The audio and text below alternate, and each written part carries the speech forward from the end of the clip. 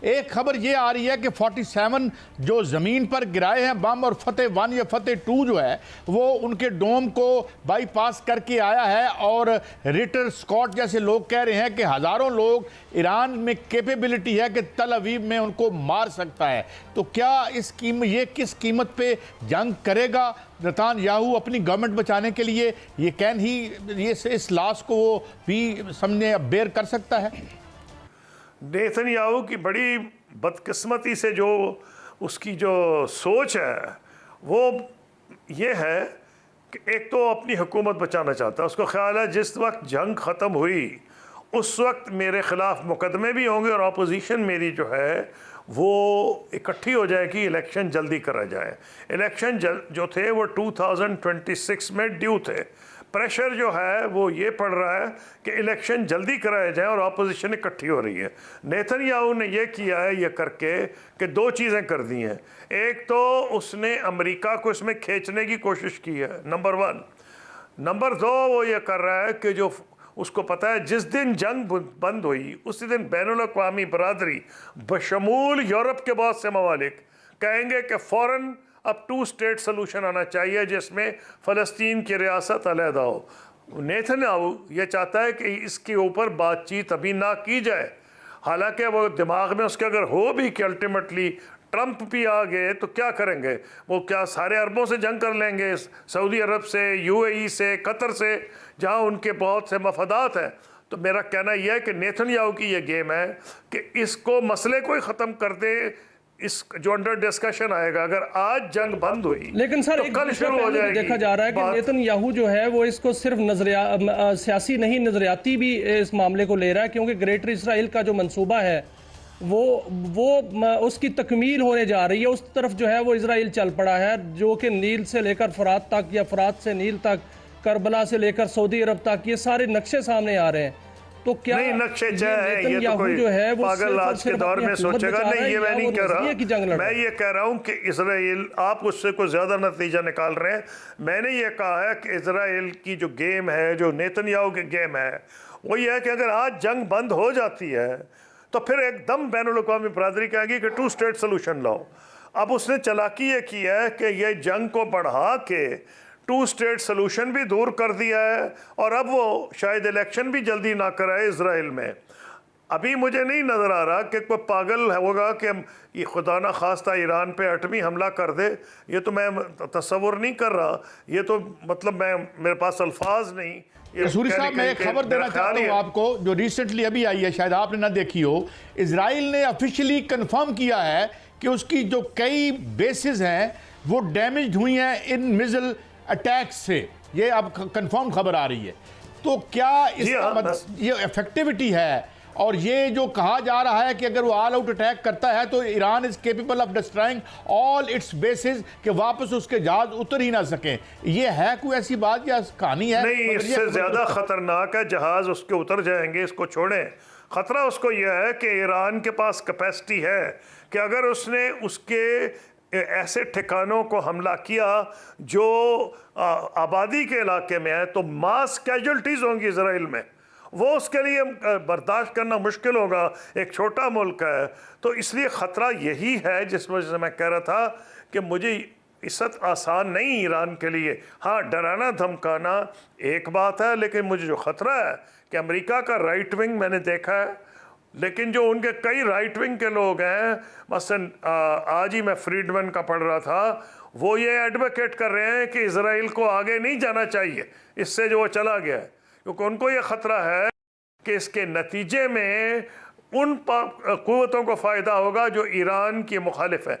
आज जो आपको जंग नज़र आ रही है ना, बड़ा आसान होता है अपनी फ़ौजें भेज देना। इसराइल ने लबनान में कई मरतबा फ़ौजें भेजी हैं, पहली बार 1976 में भेजी हैं, 82 में भेजी हैं, फिर उन्होंने जब भेजी हैं, फ़ौज भेजना आसान है। इराक़ ने भी फ़ौज भेज दी थी, अमेरिका ने, निकालना बड़ा मुश्किल होता। और बड़ी कैजुअल्टीज़ हुई थी जब इसराइल ने अपनी फ़ौजें वापस की हैं। इसलिए अमेरिका ये कोशिश करेगा दरपर्दा, लेकिन अमेरिका को भी ये तकलीफ़ हो रही है क्योंकि जो हार्ड लाइन सपोर्टर्स हैं इसराइल के, वो अमेरिका प्रेशर डाल रहे हैं। आपके लिए मौका अच्छा है कि आप इसराइल का तिया पाचा करें तेहरान के न्यूक्लियर प्रोग्राम का। एक और मैं बहुत अहम बात आपसे, कुछ दिन पहले पुतिन ने एक स्टेटमेंट दी थी कि शी विल यानी Russia will arm the proxies, Iran proxies to the teeth, वो उसको जो यूक्रेन के पस मंजर में कह रहा था। क्या कोई आप समझते हैं कि इनका कोई अरेंजमेंट है, और ये जो हाइपरसोनिक उन्होंने चलाए हैं, कोई ये आपको नेक्सस डील सब नज़र आ रही है रूस और ईरान के माबैन? देखिए, रूस जो आप कह रहे हैं, रूस का कोई पब्लिक बयान तो ऐसा नहीं आया, ये तो कयास आराई ज़रूर की जा सकती, मैंने नहीं देखा रूस का। लेकिन मैं बिलीव करता हूँ कि रूस ये ज़रूर चाहेगा कि अमेरिका को फंसाए वहाँ, क्योंकि अमेरिका उसको फंसाने की कोशिश कर रहा है उसके अपने बॉर्डर्स के इर्द गिर्द। बिल्कुल ये पॉसिबल है।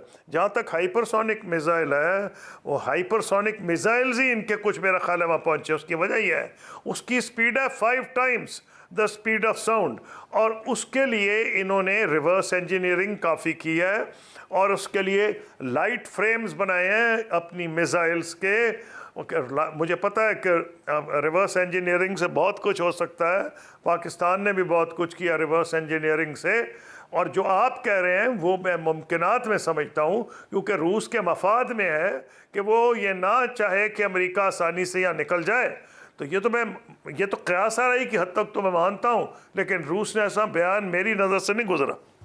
एक और सवाल, ये अब नए हुर्मुज़ है, ये यहाँ पर जो सारे इनके लड़ाका जो शिप्स खड़े हैं, क्या फिर ये अगर ईरान के खिलाफ ऑल आउट जाते हैं, उसकी न्यूक्लियर कैपेबिलिटीज़ को वो न्यूट्रलाइज करने की कोशिश करते हैं, तो क्या ईरान फिर इन रिटेलिएशन इनको भी निशाना बना सकते हैं अगर अमेरिका शामिल होता है तो जो उसके एसेट्स हैं इन समंदरों में? जी, उससे भी बड़ा ख़तरा है। उससे तो पाकिस्तान को भी पनाह मांगनी चाहिए कि अगर उसने जहाज़ सिंक कर दिए, छोड़े कोई जहाज़ थर्ड क्लास जहाज़ सिंक कर दे, तो रास्ते बंद कर दे, तो तेल की कीमत तो पता नहीं दुगनी तिगनी हो जाएगी। तो जो लोग गरीब मुल्क हैं उनका भी बेड़ा गर्क हो जाएगा साथ। शुरू तो अमेरिका और इजराइल की गेम है, लेकिन अगर ईरान को कॉर्नर किया गया तो फिर एक किस्म की वार्निंग हो उन मुल्कों को वो देगा जो इस वक्त अमेरिका के साथ सीक्रेटली हैं या ओपनली नहीं है। वो ये बताएगा कि मैं तो इकॉनमी इस सारे ख़त्े की मैं तबाह कर सकता हूँ, और वो इकॉनमी ख़त का ये है कि वो जहाज़ सिंक कर दे। मैं को मिलिट्री जहाज़ नहीं करा कि अमेरिका का एयरक्राफ्ट कैरियर सिंक कर दे, वो कैपेसिटी उनके पास नहीं है, लेकिन ये कैपेसिटी तो ज़रूर है कि कुछ खड़े हुए जहाज़ अभी सिंक तक कर जो दे। नज़र आ रहा है वो तो ये है कि इजराइल ने जो कुछ चाहा उसने किया, जिसको चाहा कत्ल किया, जहां चाहा हमला किया। मुस्लिम वर्ल्ड को क्या करना चाहिए? मुस्लिम वर्ल्ड खामोश नज़र आ रही है सर। देखें, जब हम मुस्लिम वर्ल्ड का जिक्र करते हैं कोई नई बात नहीं है। मैंने तो कई OIC की कॉन्फ्रेंसेस अटेंड की हैं। मुस्लिम वर्ल्ड कोई एक नहीं है, आपस में डिवाइडेड है, और डिवीजन्स हैं इंटरेस्ट के हिसाब से। अब आजकल इकोनॉमिक इंटरेस्ट है हिंदुस्तान के, मसलन सऊदी अरब, UAE और बहुत से मुस्लिम ममालिक के साथ बहुत अच्छे ताल्लुकात हैं। लोग अपने इकोनॉमिक इंटरेस्ट देखते हैं, कोई सिक्योरिटी इंटरेस्ट देख रहा होता है। और आप देखिए कि जो जहाँ तक इस मुस्लिम वर्ल्ड में एक और कॉन्ट्रडिक्शन है शिया सुन्नी की, और इतनी शायद अवाम में नहीं जितनी रास्ते इसको यूज़ कर रही हैं। तो अगर मुख्तलिफ़ किस्म के जो डिविजन्स हैं उसकी वजह से, ये मैं अब ज़्यादा नहीं कहना चाह रहा क्योंकि मेरी बातों का कुछ नतीजा निकल सकता है, मैं नहीं इससे ज़्यादा कहना चाहता। एक काफ़ी डिविजन्स है इस मुस्लिम वर्ल्ड में जिसका पूरा फ़ायदा इजराइल उठा रहा है। कोई मुस्लिम वर्ल्ड एक एंटिटी नहीं है, तो आपस में बड़ी ज़्यादा डिविजन्स हैं। कसूरी साहब, आपने मैशत की तरफ इशारा किया, पहले ही पूरा दुनिया एक इकोनॉमिक विंटर में एंटर हो चुकी है। In case this war escalates, तो आप समझते हैं कि क्या हम 1930 वाले बहरान में वापस जा सकते हैं अगर इन्होंने रेस्ट्रेन शो ना की? जी हाँ, मैं समझता हूँ कि बहुत बड़ा ख़तरा है। अगर उन्होंने जहाज़ सिंक कर दिए, स्ट्रेट ऑफ हरमूज़ बंद कर दिया, या बहुत मुश्किल बना दी नकलो हरकत, क्योंकि एक तरफ तो बैठा हुआ है सदर्न पोर्ट के ऊपर ये हूती बैठे हैं यमन के अंदर, ऊपर से ईरान की जहाज़ वो मिसाइल्स हैं जो कि जहाज़ों को निशाना बना सकती हैं।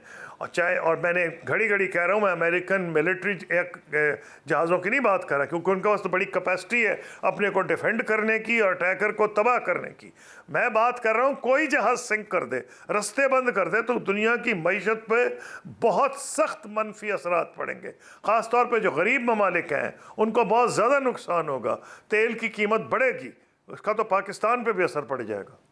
Khurshid Mahmud Kasuri sahab, it is always a great pleasure to have you on the show, because जिस तरीके सराहत से, वजाहत से आपने ये मंजर खींचा, लगता है और हम दुआ करते हैं कि ये जो नेतान्याहू और इस किस्म के लोग ये एडवेंचर्स कर रहे हैं ये ना करें, because it can plunge the whole जो प्लेनेट है इनटू अंदाज़ा नहीं कर सकते कि हम कितने बड़ी दलदल में गिर सकते हैं। बहुत शुक्रिया आपका खुर्शीद महमूद कसूरी साहब।